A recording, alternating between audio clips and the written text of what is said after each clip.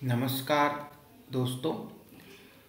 पहले लेक्चर में हमने छत्तीसगढ़ की सामान्य जानकारी को देखा था और आज हम बात करेंगे छत्तीसगढ़ के राज्य निर्माण की एवं जिलों के निर्माण का क्रम भी हम देखेंगे, नाम भी जानेंगे और नामों में यदि परिवर्तन हुए कब हुए वह भी आज हम देखने वाले हैं। इम्पॉर्टेंट वीडियो है, आप बिल्कुल भी स्किप मत करिएगा और पूरे वीडियो को लास्ट तक देखिएगा। दूसरी बात यह है कि जितने भी लोग अभी तक बैच ज्वाइन नहीं किए वह बैच जरूर ज्वाइन कर लीजिए। तो चलिए देखते हैं छत्तीसगढ़ राज्य निर्माण और उसकी क्रोनोलॉजी। सबसे पहले हम चलेंगे सन 1861 और यह 1861 का सन से हम इसे प्रारंभ करेंगे। तो सबसे पहले हम देखते हैं कि रायपुर, बिलासपुर और संबलपुर यह 3 जिले बनाए जाते हैं। 1861 में पुनर्गठन किया जाता है और यह जो काल है यह ब्रिटिश काल की हम बात कर रहे हैं। तो रायपुर, बिलासपुर और संबलपुर को जिले बनाए जाते हैं, डिस्ट्रिक्ट बनाया जाता है। यह कौन से संभाग के थे? तत्कालीन आप बोल सकते हैं सेंट्रल प्रोविंस के यह 3 जिले बनाए गए थे। सेंट्रल प्रोविंस क्लियर है। और यदि सेंट्रल प्रोविंस की बात करें तो इसकी राजधानी जो थी वह थी नागपुर। सेंट्रल प्रोविंस की राजधानी नागपुर, इतना आपको याद रखना है। छत्तीसगढ़ जो था वह सेंट्रल प्रोविंस का हिस्सा था, इससे यह भी पता चलता है। आगे बात करें 1862 की। 1862 में क्या हुआ? रायपुर को सेंट्रल प्रोविंस का एक क्या बनाया गया? डिवीज़न, मतलब आप बोल सकते हैं कि रायपुर जो है वह संभाग बना। 1862 में रायपुर को जिला तो था ही लेकिन रायपुर संभाग भी बना जिसका मुख्यालय रायपुर था। और पहले कमिश्नर, फर्स्ट कमिश्नर, यह क्वेश्चन कभी कभी पूछा जाता है, रायपुर संभाग के पहले कमिश्नर कौन बने? चार्ल्स सी एलियट। इस नाम को आप याद रखेंगे। हिंदी मीडियम वाले भी मेरे साथ लिखते चले, मैं हिंदी में भी बोलूँगा। इंग्लिश मीडियम वालों के लिए मैं लिखता चलूँगा, हिंदी मीडियम वाले भी साथ में अपने नोट्स को बनाते चले। वीडियो को आप बीच में पॉज कर सकते हैं और फिर आप अपने नोट्स को अपडेट कर सकते हैं। फिर हम आगे बात करें 1862 के बाद पहला जो सन हमें दिखता है वह है 1905 का। 1905 में क्या हुआ? आप सभी को पता है कि भारत के इतिहास की यह सबसे बहुत इम्पॉर्टेंट घटना हुई थी यदि हम पूरे भारत की बात करें। और 1905 में हुआ था बंगाल विभाजन। तो बंगाल विभाजन में क्या होता है, संबलपुर जो हमारा जिला था वह कहाँ चला जाता है? वह चला जाता है बंगाल प्रोविंस में, बंगाल में। और वहाँ से बंगाल से कुछ जिले या कुछ क्षेत्र आप बोल सकते हैं वह कहाँ आ जाते हैं? छत्तीसगढ़ के इस सेंट्रल प्रोविंस में आ जाते हैं। तो इस पुनर्गठन पे क्या हुआ था कि छत्तीसगढ़ को बंगाल प्रोविंस से 5 जो है वह देसी रियासतें मिली थी, 5। इन 5 देसी रियासतों के नाम हम देख लेते हैं। सबसे पहले तो कोरिया रियासत, दूसरा था हमारा चांग बखार रियासत, चांग बखार। तीसरा और बहुत ही इम्पॉर्टेंट रियासत सरगुजा रियासत। चौथा हमारा था उदयपुर और अंतिम में था जशपुर। आप देखते हैं कि ये सारे के सारे अगर आप मैप में देखेंगे तो आपको सरगुजा संभाग में अभी दिखते बनेंगे ये सारे के सारे जो एरिया हम बात कर रहे हैं। तो ये 5 जो देसी रियासतें थी उन्हें अब सेंट्रल प्रोविंस का हिस्सा बना दिया गया था। आगे बढ़ेंगे हम 1905 के बाद यदि छत्तीसगढ़ के हम राज्य निर्माण के क्रम में देखें तो 1918 का सन को हमें देखना जरूरी है। अब इस सन में क्या हुआ था? तो इस सन में बहुत ही इंपॉर्टेंट फिगर है हमारे जिनका नाम है पंडित सुंदरलाल शर्मा। पंडित सुंदरलाल शर्मा, इनके द्वारा क्या किया गया? तो पंडित सुंदरलाल शर्मा जी के द्वारा छत्तीसगढ़ के स्पष्ट मानचित्र बनाया गया। सबसे पहली बार यह बोल सकते हैं कि first conceptualisation of Chhattisgarh state. यह क्वेश्चन भी कभी कभी आपसे पूछ सकता है। सबसे पहली बार यदि किसने रेखा खींची या मानचित्र बनाया छत्तीसगढ़ के पहले स्वप्न दृष्टा कौन थे, इस तरह से क्वेश्चन आपका बनेगा और आंसर आ जाएगा पंडित सुंदरलाल शर्मा। सन है 1918। आगे बात करें, अगला जो सन या अगला जो इम्पोर्टेंट तारीख मैं बोलूँ वह था 1924 का। 1924 में क्या हुआ था कि छत्तीसगढ़ में जो रायपुर डिस्ट्रिक्ट काउंसिल थी, रायपुर की जो जिला परिषद थी, हिंदी वाले लिख लेंगे रायपुर की जिला परिषद, जिसको आप डिस्ट्रिक्ट काउंसिल कहते हैं, उसमें मांग उठी थी कि छत्तीसगढ़ को बनाया जाए और यह पृथक छत्तीसगढ़, सेपरेट एक छत्तीसगढ़ राज्य की मांग जो है वह पहली बार उठी थी। यह किसी भी परिषद में छत्तीसगढ़ के लिए उठने वाली अपने आप में पहली मांग थी। इसको भी आप नोट डाउन कर लीजिए। 1939 में हम चलेंगे। इसके बाद 1939 में फिर से हमें कौन मिलेंगे, सुंदरलाल शर्मा जी। और इन्होंने क्या किया था, त्रिपुरी के जो अधिवेशन था कांग्रेस का, त्रिपुरी सेशन जो था, बहुत इंपॉर्टेंट सेशन है त्रिपुरी, इसकी अध्यक्षता किसने की थी आप मुझे कमेंट सेक्शन में जरूर बताइएगा। इंडियन नेशनल कांग्रेस जो सेशन हुआ था, त्रिपुरी अधिवेशन 1939 में, बहुत इंपॉर्टेंट है। भारत की इतिहास की भी बात करें तो उसका मेरे द्वारा यह क्वेश्चन है आपसे कि आप जरूर कमेंट करिएगा कि त्रिपुरी सेशन किनके द्वारा अध्यक्षता की गई थी।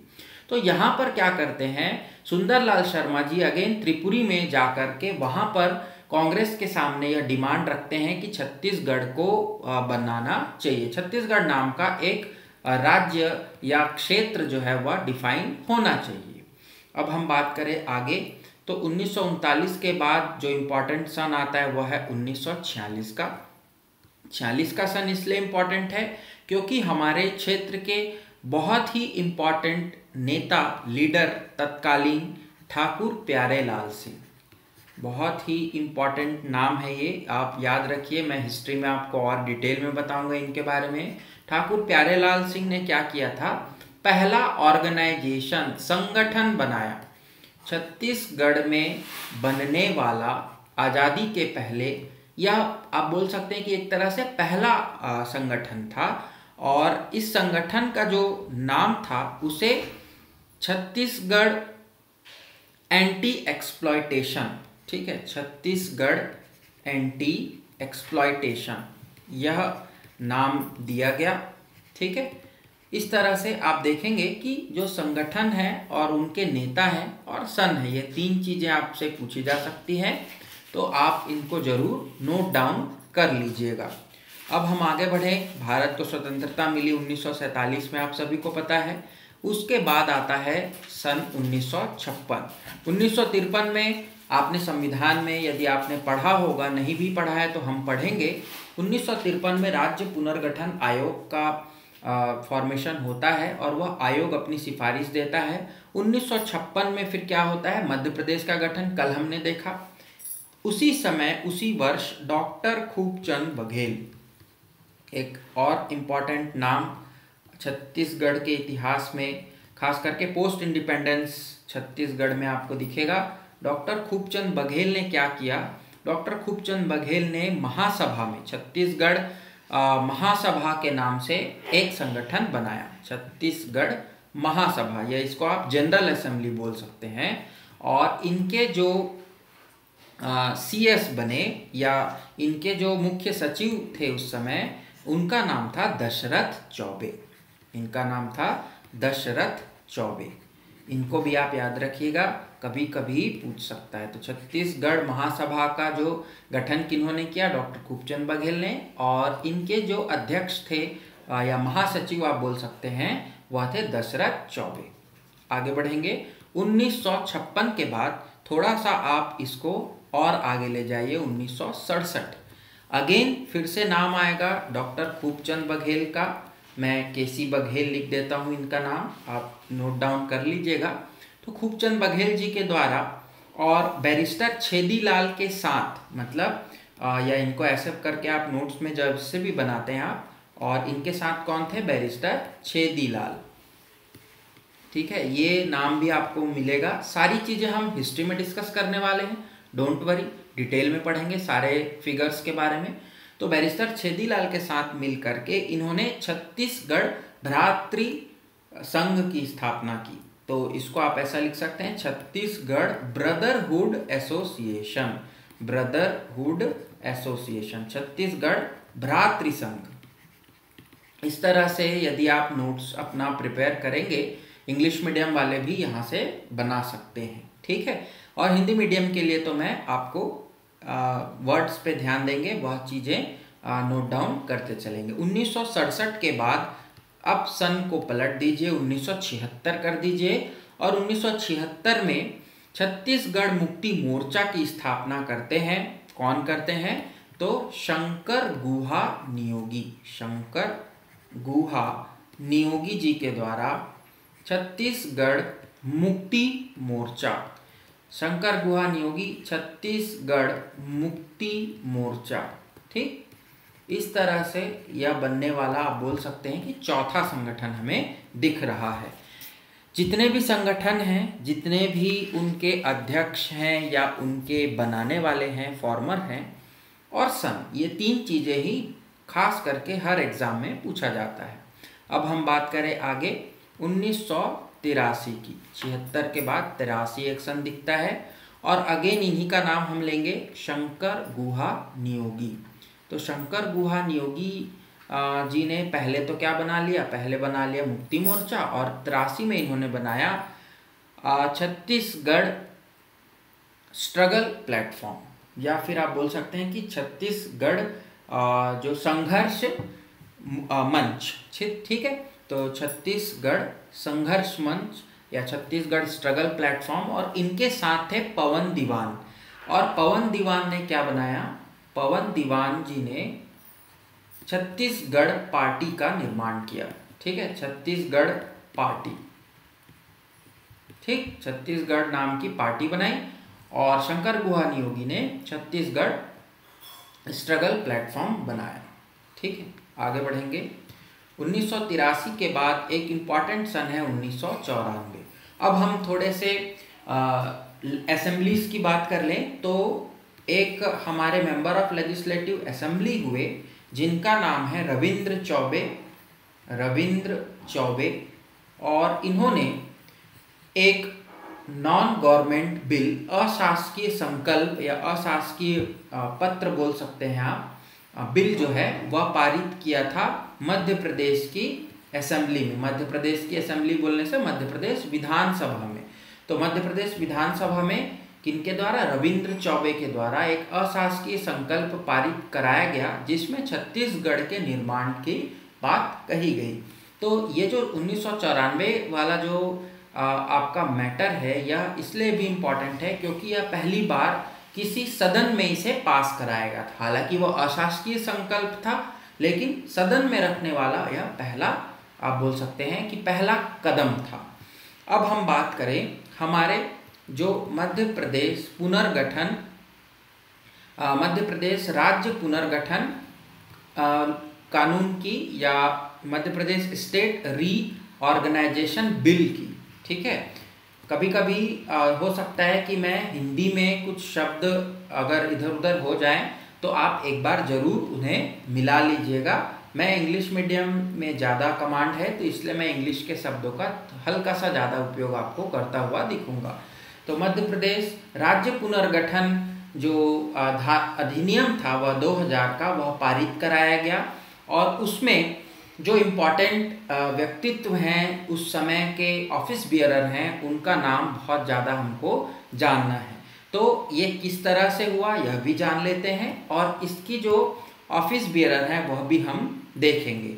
तो सबसे पहले हम बात करें 25 जुलाई 2000 सन की। सन 2000 में 25 जुलाई को क्या हुआ? तो लोकसभा में इसे प्रस्तुत किया गया, प्रेजेंटेड इन लोकसभा। मध्य प्रदेश पुनर्गठन, राज्य पुनर्गठन बिल को प्रस्तुत किया। अब आपके मन में सवाल आएगा कि यह किसने प्रस्तुत किया?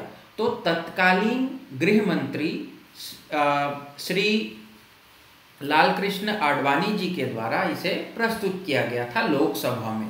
फिर अब हम चलेंगे 6 दिन पश्चात 31 जुलाई 2000 को, 31 जुलाई 2000 को लोकसभा के द्वारा इसे पास करा दिया गया। इसका जो लोकसभा के द्वारा इसे क्या कर दिया गया, पास कर दिया गया, ठीक है, पारित कर दिया गया। अब हम बात करेंगे राज्यसभा की, तो डेट है 3 अगस्त 2000 और सदन है राज्यसभा, वहाँ इसे प्रस्तुत किया गया, ठीक है। और राज्यसभा के द्वारा इसे 9 अगस्त 2000 को पारित कर दिया गया। राज्यसभा के द्वारा भी इसे पारित कर दिया गया। और आपको पता है या आप नए हैं तो आप जान लीजिए कि जब भी कोई बिल लोकसभा और राज्यसभा के द्वारा पारित कर दिया जाता है, पास कर दिया जाता है, उसके बाद उसे प्रेसिडेंट, राष्ट्रपति के अनुमोदन के लिए या बोल सकते हैं राष्ट्रपति के सिग्नेचर के लिए भेजा जाता है। कभी भी आपसे एक क्वेश्चन पूछे, बहुत ही छोटा बट इम्पॉर्टेंट पॉइंट बताता हूँ, संसद किसे कहते हैं, यह बहुत लोग गलत इसका आंसर देते हैं। संसद किससे मिलकर के बनती है, क्वेश्चन ये भी हो सकता है। तो संसद में 2 सदन होते हैं, आपको पता है, लोकसभा और राज्यसभा, लेकिन राष्ट्रपति जो है वह भी संसद के अभिन्न अंग हैं। इसका मतलब लोकसभा, राज्यसभा और राष्ट्रपति, यह तीनों मिलकर के संसद का निर्माण करते हैं। इस चीज को आप याद रखिएगा। बहुत से लोग राज्यसभा और लोकसभा बस लिखते हैं, जो कि गलत है। तो राष्ट्रपति के अनुमोदन के लिए इसे प्रस्तुत किया गया और 25 अगस्त 2000 को तत्कालीन राष्ट्रपति महामहिम श्री KR नारायणन जी के द्वारा इस पर हस्ताक्षर कर दिए गए। अब जब किसी भी बिल पर हस्ताक्षर हो जाता है राष्ट्रपति जी का, तो वह क्या बन जाता है, वह अधिनियम, एक्ट बन जाता है। तो बिल का एक्ट में परिवर्तित होना भी बहुत ही इंपॉर्टेंट प्रक्रिया है, इससे भी क्वेश्चन बनते हैं। जो पहली बार पढ़ रहे हैं वह बिल्कुल इसे जान लीजिए। बिल जो है वह एक्ट कब कहलाता है, जब उसे दोनों सदन के द्वारा पास करके और राष्ट्रपति के द्वारा अनुमोदित, मतलब सिग्नेचर कर लिया जाता है, तब कोई भी बिल एक्ट बन जाता है, अधिनियम का रूप ले लेता है। तो 25 अगस्त 2000 को यह पारित करा दिया गया। और आप सभी को पता है कि 1 नवंबर 2000 को मध्य प्रदेश मातृ राज्य से अलग होकर हमारा प्यारा छत्तीसगढ़ 26वें भारत संघ के राज्य के रूप में आया। अब बात करें पदाधिकारियों की, तो मध्य प्रदेश के तत्कालीन मुख्यमंत्री उस समय कौन थे, क्वेश्चन आ सकता है। तो तत्कालीन मुख्यमंत्री का नाम है श्री दिग्विजय सिंह। दिग्विजय सिंह तत्कालीन मुख्यमंत्री थे। भारत के प्रधानमंत्री कौन थे तत्कालीन, तो स्वर्गीय श्री अटल बिहारी वाजपेयी जी, भारत रत्न स्वर्गीय श्री अटल बिहारी वाजपेयी जी, इनका नाम भी आपको याद रखना है। फिर राष्ट्रपति तो हमने देख लिया, महामहिम KR नारायणन जी थे। और अंतिम में छत्तीसगढ़ के पहले मुख्यमंत्री कौन बने, यह भी बहुत ही इंपॉर्टेंट और बहुत जनरल सा क्वेश्चन है। तो छत्तीसगढ़ के फर्स्ट मुख्यमंत्री, पहले मुख्यमंत्री कौन बने, तो स्वर्गीय श्री अजीत प्रमोद जोगी, स्वर्गीय श्री अजीत प्रमोद जोगी जी। इसको आपको याद रखना है। कभी कभी ये पदाधिकारियों के नाम जब राज्य गठन के संबंध में प्रश्न बनते हैं तो यह क्वेश्चन भी वहाँ आ सकता है।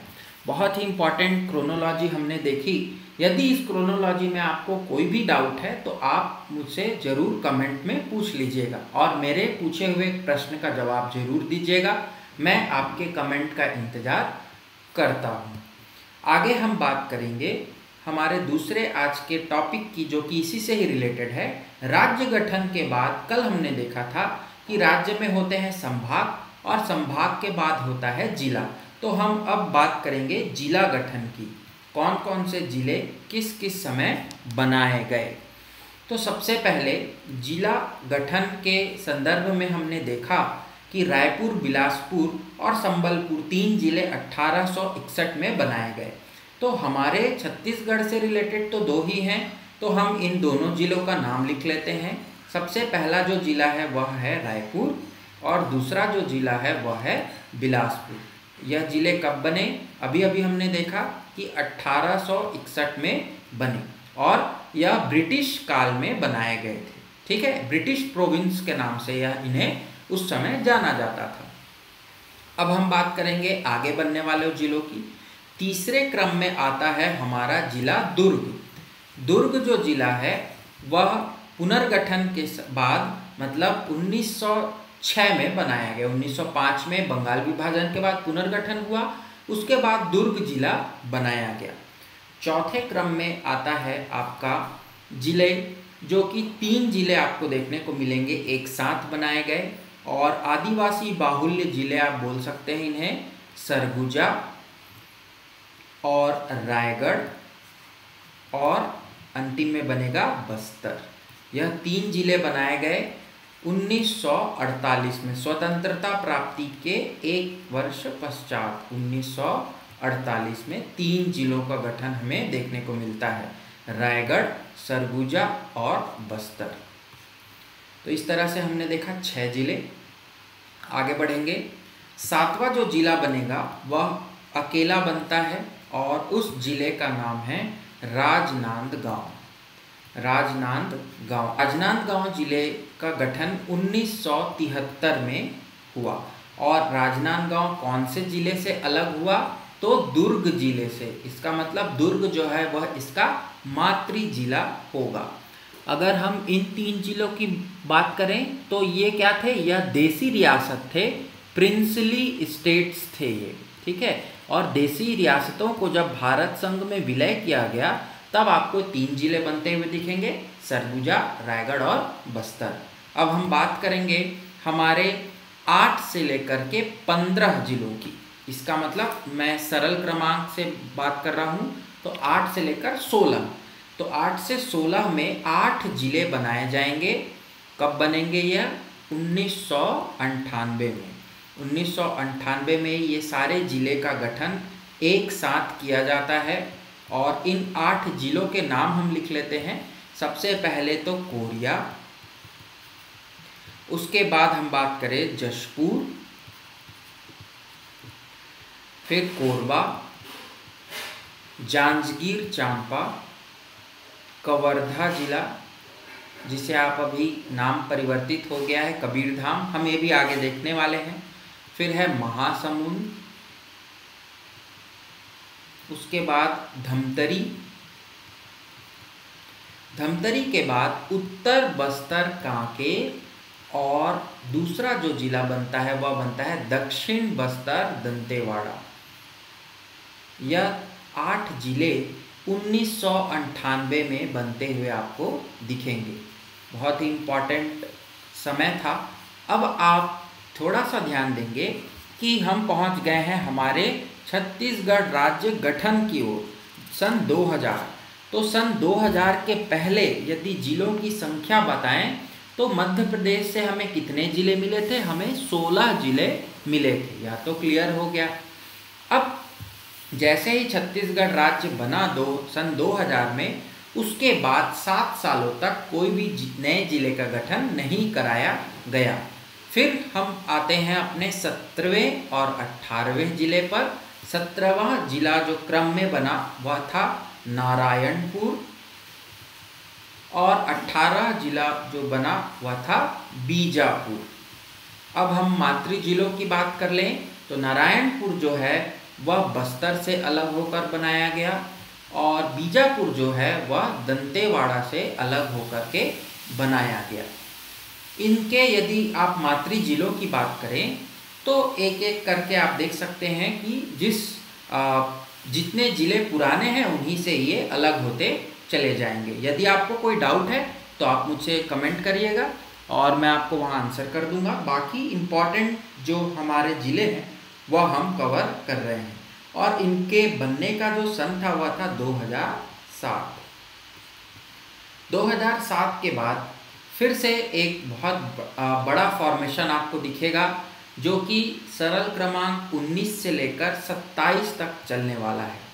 यहाँ पर 9 जिलों का गठन आपको देखने को मिलता है, और बहुत ही इम्पॉर्टेंट या जिला गठन या बोल सकते हैं कि बहुत ही इम्पॉर्टेंट जो जोग्राफिकल चेंज यहाँ देखने को मिला यह था सन 2012, और सूरजपुर बनाया गया सरगुजा जिले से अलग होकर। बलरामपुर बनाया गया यह अलग हुआ था सरगुजा से। फिर बनाया गया मुंगेली जिला, मुंगेली जिला जो बिलासपुर से अलग हुआ। फिर बनाया गया बेमेतरा, बेमेतरा जिला यह भी दुर्ग जिले से अलग हुआ। बेमेतरा के बाद बनेगा बालोद, बालोद भी दुर्ग जिले से अलग हुआ।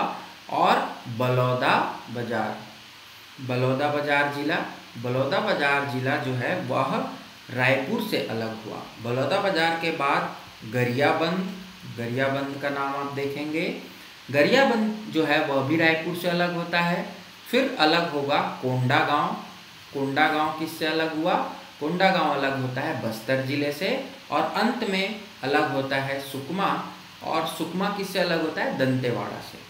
अब यदि हम, यह तो क्रम हो गया, लेकिन अब इन सारे क्रमों में यदि हम बात करें तो इनमें सबसे पहले जो बालोद जिला को बनाया गया, सन देखिए, सन जो है वह 2012 ही है, लेकिन डेट में फ़र्क है। तो यदि इनमें से सबसे पुराना जिला पूछेंगे तो बालोद, मतलब इनका सबसे पहले निर्माण, और सबसे नवीन इन सभी में पूछेंगे तो कोंडागांव। यह चीज़ भी आपको याद रखना है। मतलब 2012 तक सबसे नवीन जिला कौन सा था? कोंडागांव जिला था। अब हम बात करेंगे हमारे 28वें जिले की, बहुत ही लेटेस्ट फॉर्मेशन है। पिछले वर्ष आप बोल सकते हैं 2020 में गौरेला, पेंड्रा, मरवाही इस नाम से एक जिले का गठन कराया गया है।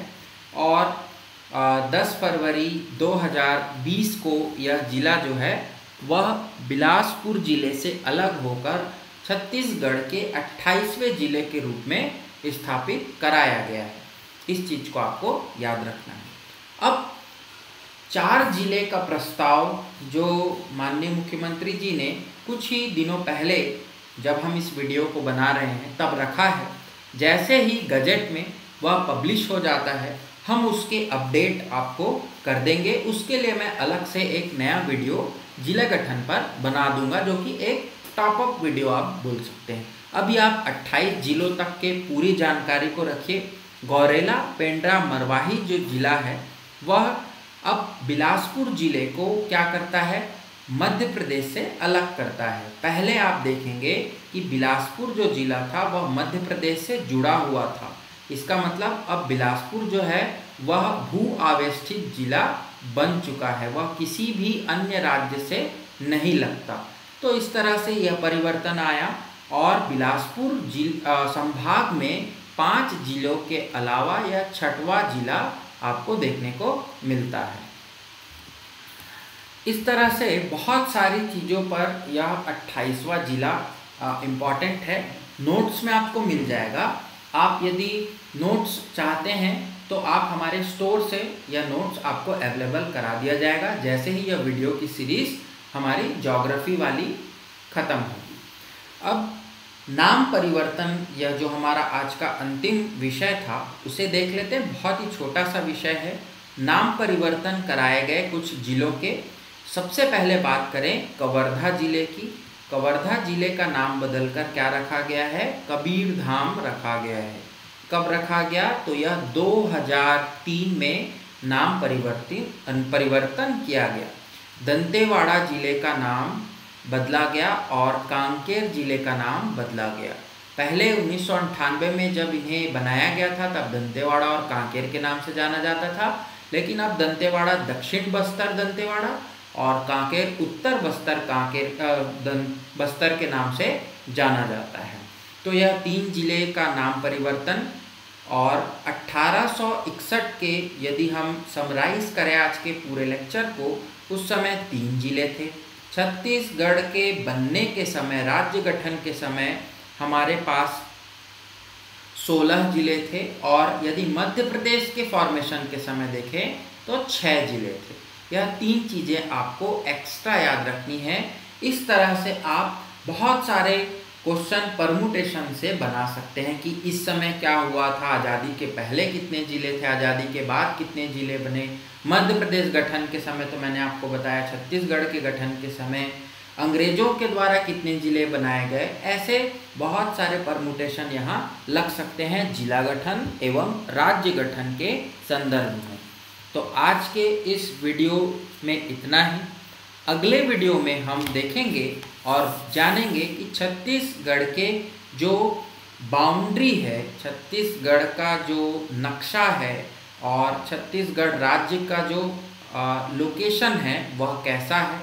मध्य प्रदेश और इसके पड़ोसी राज्यों की बात करेंगे और छत्तीसगढ़ के विभिन्न जिले की भी बात हम देखेंगे। तो अगले वीडियो को आप बिल्कुल मिस मत करिएगा।